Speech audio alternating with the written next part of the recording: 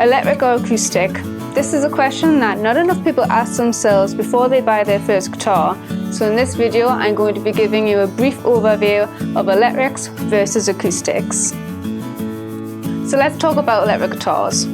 The biggest misconception about electric guitars is that if you own one, you must own an amp as well.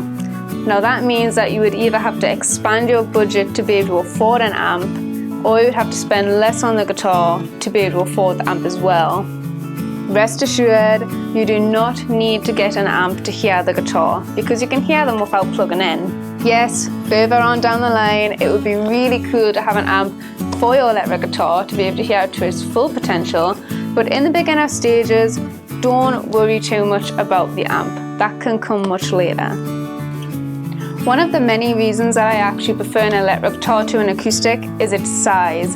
Now this might seem really trivial to some people, but if you're a small person or you're getting a guitar for your child, bear this in mind.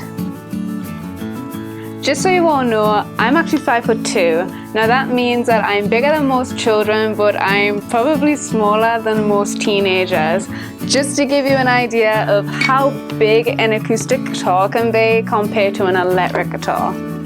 When you're a beginner, you generally like to look at the fretboard to see what you're doing. So if you're a small person or a child, it can actually cause lower back pain, because in order to be able to see what you're doing on the fretboard, you have to lean over the guitar quite a bit to be able to see what's happening.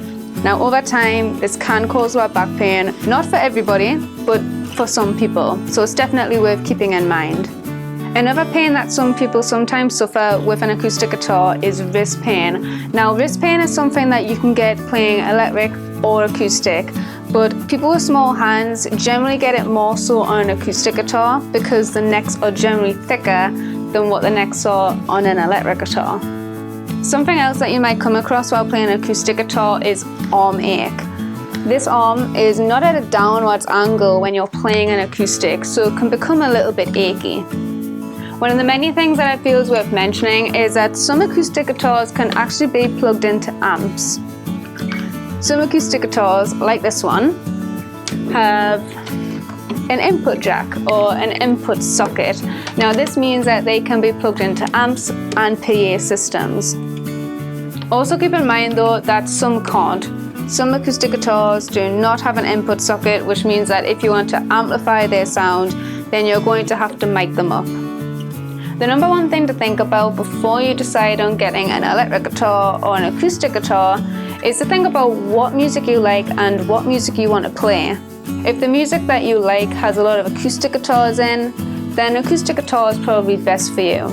But if you listen to music that has a lot of electric guitars in, then the electric guitar is probably the better route to go down. I hope this video helped you guys out a little bit, and I will see you in the next video.